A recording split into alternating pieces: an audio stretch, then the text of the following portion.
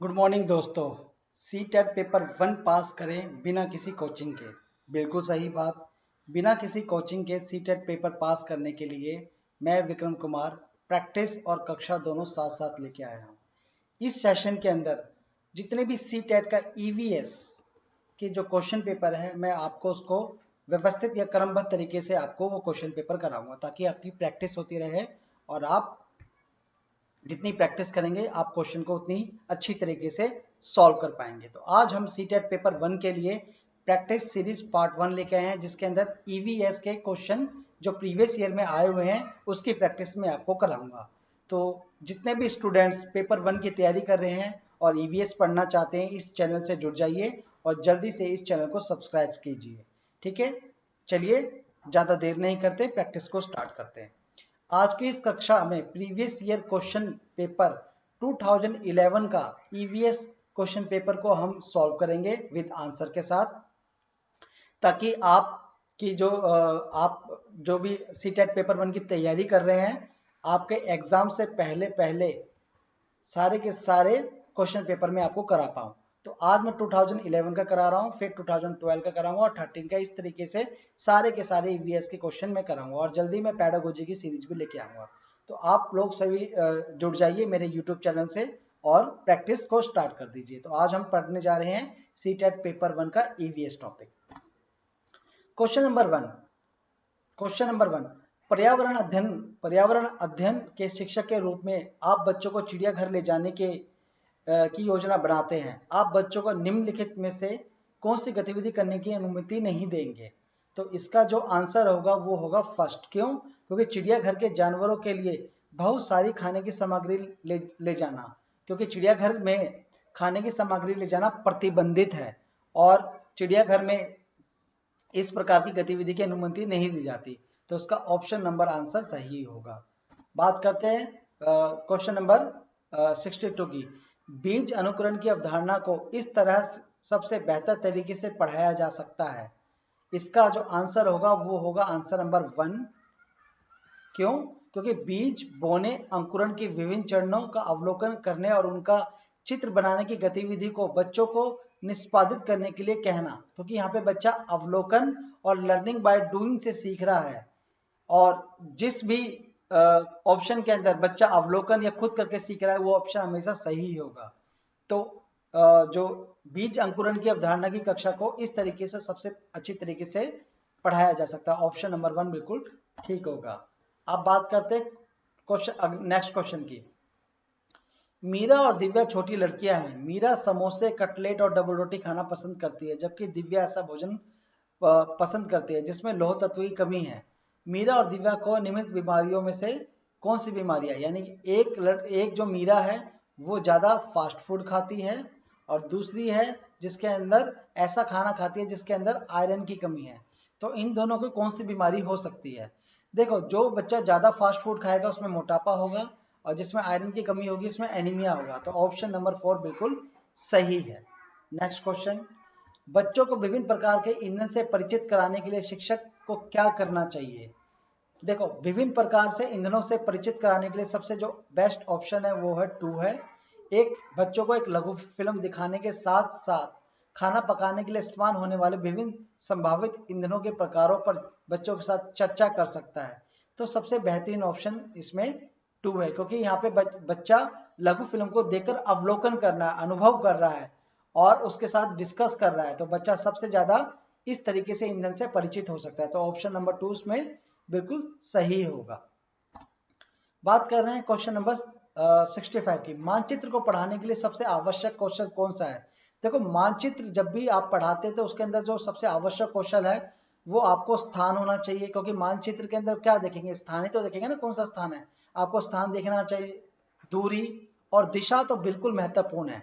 ये दिशा होती है नॉर्थ, साउथ, ईस्ट, वेस्ट। ये वेस्ट नॉर्थ हो गया, ये नॉर्थ ईस्ट हो गया। इस तरीके से आप दिशा का भी पता होना चाहिए ताकि आप किसी की भी सापेक्ष स्थिति को समझने की योग्यता रख सके। तो ऑप्शन नंबर 2 उसमें सबसे बेहतर है। तो क्वेश्चन नंबर 65 का आंसर ऑप्शन नंबर 2 होगा। बात करते हैं क्वेश्चन नंबर 66 की। पर्यावरण अध्ययन की कक्षा में बच्चों को व्यक्तिगत अनुभव को महत्व देना शिक्षक को लाभ पहुंचाता है? बताइए। देखो बिल्कुल सही, इसका ऑप्शन नंबर होगा फर्स्ट बिल्कुल सही होगा। क्यों? विषय को बच्चों के अनुभव संसार से जोड़ने और विमर्श में सीखने को बढ़ावा देने के लिए हमें व्यक्तिगत अनुभव को महत्व देना चाहिए। तो ऑप्शन नंबर 1 बिल्कुल इसका आंसर बिल्कुल ठीक है। बात करते हैं नेक्स्ट क्वेश्चन की।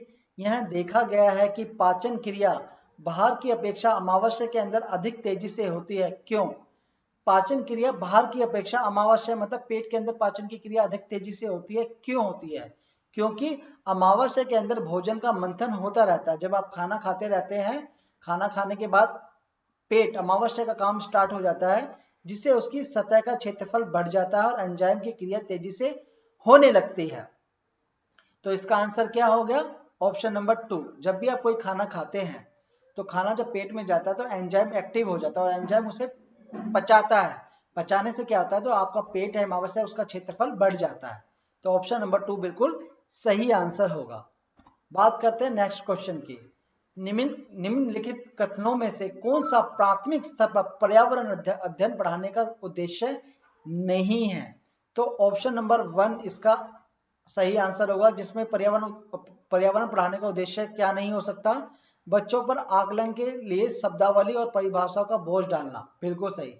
तो पर्यावरण पढ़ाने का मतलब ये होता है कि बच्चों का सामाजिक दायरा बढ़ाना, उसके अनुभव का विस्तार करना, उसको स्किल बढ़ाना। आप उसको रटवा थोड़ी ना सकते हो, तो परिभाषा और शब्दावली का बोझ नहीं डाला सकता, तो ये उद्देश्य नहीं हो सकता। तो ऑप्शन नंबर 1 इसका सही आंसर होगा। बात करते हैं क्वेश्चन नंबर 69 की। भैंस की पीठ पर अक्सर बगुला पक्षी बैठा दिखाई देता है, ऐसा क्यों होता है? क्योंकि भैंस की पीठ पर परजीवी कीट खाता है। जो बगुला होता है वो भैंस की पीठ पर इसलिए खाता है ताकि भैंस के शरीर पर जो कीट और जो परजीवी जो कीड़े मकोड़े होते हैं उनको वो खा सके। तो ऑप्शन नंबर 1 सही होगा। नेक्स्ट क्वेश्चन, पर्यावरण अध्ययन की पाठ्य पुस्तक में रेलवे टिकट का एक नमूना दिखाना क्या हो सकता है? इसका आंसर नंबर 2 बिल्कुल ठीक होगा। क्यों? क्योंकि बच्चों को रेलवे टिकट दिखाने से वास्तविक जानकारी से अंतःक्रिया करने का अवसर देना, साथ ही अवलोकन की कुशलता का विकास करना होता है, ताकि बच्चा जब वो रेलवे की टिकट देखेगा तो उसको वास्तविक नॉलेज मिलेगी और उसको वो अवलोकन कर पाएगा कि टिकट में क्या क्या चीजें मेंशन रहती है, किराया, दूरी, स्थान, ये सारी चीजें। तो वास्तविक ज्ञान से परिचित हो रहे, तो ऑप्शन नंबर बिल्कुल 2 सही होगा। नेक्स्ट क्वेश्चन, निम्नलिखित में से किसमें प्राथमिक विद्यालय में पर्यावरण अध्ययन पढ़ाने का निरूपित उद्देश्य निरूपित है? यानी कि जो पर्यावरण विद्यालय जो प्राथमिक स्तर पर जो विद्यालय में पर्यावरण अध्ययन पढ़ाया जाता है उसमें से कौन सा उद्देश्य इनमें से है? तो इसका जो आंसर होगा वो होगा 1। एक मिनट रुकिए, 1 इसका आंसर होगा। क्यों? क्योंकि अपने ज्ञान का विस्तार करने के लिए बच्चों को सूचना देना, उन्हें कौन सी पुस्तकें पढ़नी चाहिए। बिल्कुल सही। क्योंकि जब भी कोई बच्चा स्कूल में पढ़ता है तो अपने ज्ञान का विस्तार करने के लिए तो जाता है। तो ऑप्शन नंबर 1 बिल्कुल ठीक होगा। बात करते हैं नेक्स्ट क्वेश्चन की।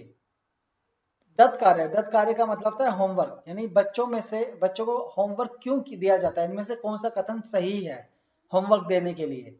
देखो, होमवर्क देने का मेन मकसद क्या होता है कि होमवर्क देने का मेन मकसद ये होता है कि बच्चे सूचना खोजे, अपने विचार को निर्माण करें और उन्हें उच्चारित करने का अवसर प्रदान करें। यही होमवर्क देने का ऑप्शन होता है, मतलब उद्देश्य होता है। तो आंसर नंबर 1 बिल्कुल ठीक होगा, बाकी इनमें से कोई भी मैच नहीं करता है। बात करते हैं क्वेश्चन नंबर 73 की। पर्यावरण अध्ययन की कक्षा में सरल प्रयोग और निर्देशन किए जा सकते हैं। इन ऑप्शन में से क्या है कि पर्यावरण में सरल प्रयोग और निर्देशन किए जा सकते हैं? इसका आंसर होगा 3rd, बच्चों को स्वयं सीखने के लिए और उनकी योग्यता और अवलोकन कौशलों को विकास करने के लिए हम कक्षा में सरल यानी छोटे छोटे प्रयोग और निर्देशन कर सकते हैं। तो ऑप्शन नंबर 3rd बिल्कुल सही होगा। नेक्स्ट क्वेश्चन है 74। दुर्गा एक गांव में रहती है और लकड़ी या गोबर के उपले ईंधन का इस्तेमाल करते हुए चूल्हे पर खाना पकाती है। पिछले 3 महीनों से उसे तेज खांसी आ रही है, इसका कारण क्या हो सकता है? इसका कारण ये है, ऑप्शन नंबर 4, कि जलते हुए ईंधन से उत्पादित काला धुआं जो उसकी श्वसन नली में जमा हो गया है, इसी कारण उसको खांसी हो रही है। तो ऑप्शन नंबर 4 बिल्कुल ठीक होगा। 75, दोपहर के भोजन के अवकाश के बाद पर्यावरण अध्ययन पढ़ाते समय आप यहाँ पाते हैं कि बच्चे पाठ में रुचि नहीं ले रहे, तो बच्चे पाठ में रुचि ले, ऐसा क्या करेंगे आप? इसके करने के लिए आप पाठ को रोचक बनाने के लिए बहुआयामी बुद्धि पर आधारित दृश्य श्रव्य सामग्री का प्रयोग करेंगे, यानी ऑडियो विजुअल एड्स का प्रयोग करेंगे, ताकि बच्चे को पढ़ाई में ज्यादा रुचि हो। तो ऑप्शन नंबर ठीक बिल्कुल होगा इसका आंसर। बात करते हैं 76 की क्वेश्चन। एक विद्यालय ने राजस्थान की कक्षा के लिए 5th बच्चों के लिए शैक्षणिक भ्रमण की योजना बनाई। शैक्षणिक भ्रमण के दौरान बच्चों से आपकी क्या अपेक्षा है, यानी कि बच्चे पिकनिक पे जा रहे हैं, पिकनिक पे जाते वक्त आप बच्चों से क्या अपेक्षाएं रखते हैं, ये पूछा है क्वेश्चन में। तो इसका जो आंसर होगा वो होगा 4। क्यों? क्योंकि उन्हें ध्यान से अवलोकन करना चाहिए, टिप्पणियां दर्ज करनी चाहिए कि क्या उन्होंने देखा, क्या नोट किया, और बाकी बच्चों के साथ जो उन्होंने देखा है उसके अनुभव को शेयर करना चाहिए। तो ऑप्शन नंबर 4 बिल्कुल सही है। बात करते हैं 77 की। रीना है, रीना अपने घर का कूड़ा 2 भागों में डिवाइड करती है। एक में केले, छिलके, सब्जियां के छिलके, सूखी पत्तियां, अखबार, और एक में प्लास्टिक, बोतल, ये सब रखती है। ऐसा वो क्यों करती है? क्योंकि वो ऐसा इसलिए करे कि अपघटित होने वाले और अपघटित होने वाले कूड़े को वो अलग अलग करे। अपघटित का मतलब होता है जो मिट्टी में कन्वर्ट हो जाते हैं, मिट्टी बन जाते हैं, और ऐसे कूड़ा जो मिट्टी में अपघटित नहीं होते, मिट्टी नहीं बनते, वो अलग कूड़ा। केले, सब्जी, छिलका आप इसको मिट्टी में दबा दीजिए, मिट्टी बन जाएंगे, जबकि प्लास्टिक नहीं बनेगा। तो ऑप्शन नंबर ठीक इसका 3 इसका आंसर है। 78 किसके नेतृत्व में चिपको आंदोलन को बल मिला? सुंदरलाल बहुगुणा के नेतृत्व में चिपको आंदोलन को बल मिला। तो इसका आंसर 2 सही होगा। नेक्स्ट क्वेश्चन 79, विटामिन ऐसे पदार्थ है जो, देखो विटामिन जो होते हैं वो हमें बीमारी से लड़ने और उसके बचाव करने में हमारी सहायता करते हैं। तो हींग तांजन्य का मतलब बीमारी होता है और रोगों से बचाव करने में थोड़ी मात्रा में आवश्यक है। तो इसका आंसर फर्स्ट होगा। ठीक है दोस्तों, विटामिन हमारी रोगों से लड़ने में हमारी मदद करते हैं, इसलिए हमें उसकी जरूरत पड़ती है। तो इसका आंसर फर्स्ट होगा। नेक्स्ट क्वेश्चन की बात करते हैं। ग्रामीण क्षेत्रों में गाय के गोबर से झोपड़ी की दीवारों और फर्श को लीपा जाता है, ऐसा क्यों करते हैं? ऐसा इसलिए करते हैं ऐसा क्यों करते हैं क्योंकि फर्श को चिकना और साफ बनाने के लिए ऐसा किया जाता है। तो ऑप्शन नंबर 3 इसका बिल्कुल सही होगा। बात करते हैं नेक्स्ट क्वेश्चन की। एक किसान दानों को भूसे से अलग करना चाहता है, इस प्रक्रिया से वह किया जा सकता है, वह क्या करा? इसकी थ्रेसिंग, इसमें इसको हम थ्रेसिंग बोलते हैं, थ्रेडिंग में बोलते हैं ना, कि जब आपने देखा होगा मशीन होती है जो गेहूं और भूसे को अलग कर देती है। और आपने गांव में देखा होगा कि जब मशीन नहीं होती थी तो पंखा चला देते थे और ऊपर से वो अनाज को गिराते थे, जिससे भूसा और अनाज दोनों अलग हो जाता था। ठीक है, तो उसका आंसर होगा नंबर 3। बात करते हैं क्वेश्चन नंबर 82 की। पर्यावरण अध्ययन की पाठ्य पुस्तक में पहेलियां को शामिल किस लिए किया गया? यानी कि जब आप पुस्तक पढ़ेंगे पर्यावरण अध्ययन की, उसमें पहेलियां को शामिल क्यों किया गया है? क्यों? क्योंकि बच्चों के मस्तिष्क को भ्रमित करना इसका उद्देश्य नहीं है। नकारात्मक क्वेश्चन पूछा है। देखो, कभी भी किसी पाठ्य पुस्तक में पहेलियां शामिल करने का उद्देश्य नहीं होता कि बच्चों को कंफ्यूज करे और वो उसका आनंद उठाए। तो ऑप्शन नंबर 1 तो हो नहीं सकता। तो इसका आंसर ऑप्शन नंबर 1 होगा।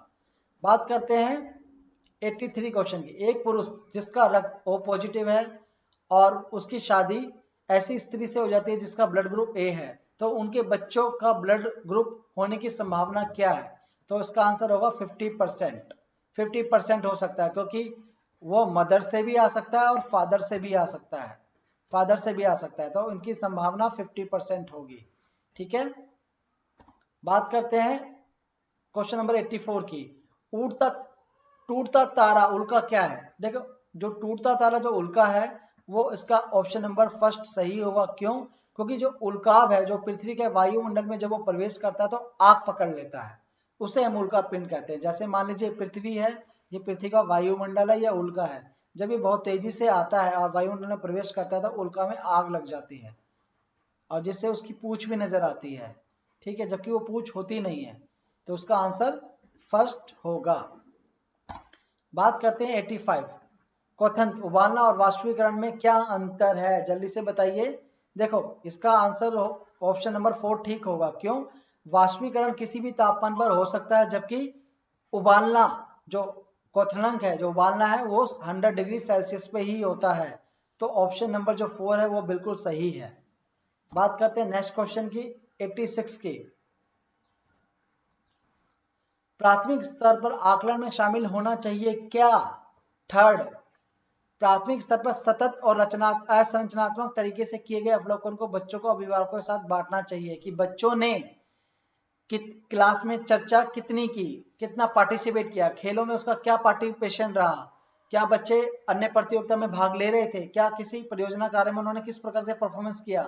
ये सारी चीजें आपके आकलन में शामिल होनी चाहिए, यानी कि CCE की बात कर रहा है। तो ऑप्शन नंबर 3 सही होगा। बात करते हैं नेक्स्ट क्वेश्चन की। नींबू साधारण पानी में डूब जाता है और नमकीन पानी में तैरता रहता है, क्यों? क्योंकि साधारण पानी का घनत्व नमकीन पानी के घनत्व से अधिक होता है। तो ऑप्शन नंबर 4 बिल्कुल सही होगा। और पानी का अगर घनत्व ज्यादा होगा और दूसरी चीजों का घनत्व कम होगा, यानी कि जो नमकीन पानी था उसका जो घनत्व है वो ज्यादा था और जो नींबू का जो घनत्व था वो कम था, तो नींबू कम घनत्व होने और पानी का, ये नमकीन पानी का ज्यादा घनत्व होने के कारण वो उसमें डूब गए। तो इसका मतलब ये हुआ ना कि साधारण पानी का घनत्व कम था। तो ऑप्शन नंबर 4 बिल्कुल सही होगा।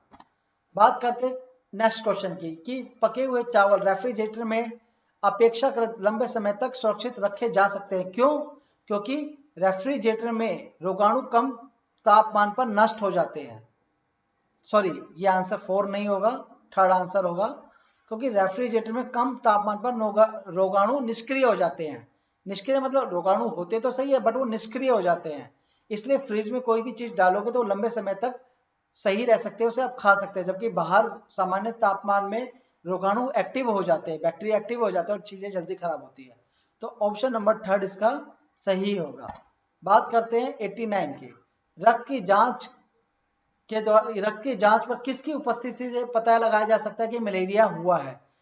अगर आपके ब्लड में प्लाज्मोडियम नामक परजीवी पाया जाता है, परजीवी, तो आपको मलेरिया होगा। तो ऑप्शन नंबर 2 सही होगा, कि जब आपके ब्लड ग्रुप में या ब्लड में जांच सैंपल में प्लाज्मोडियम नामक परजीवी पाया जाता है तो मलेरिया का सूचक होगा कि आपको मलेरिया हो गया है।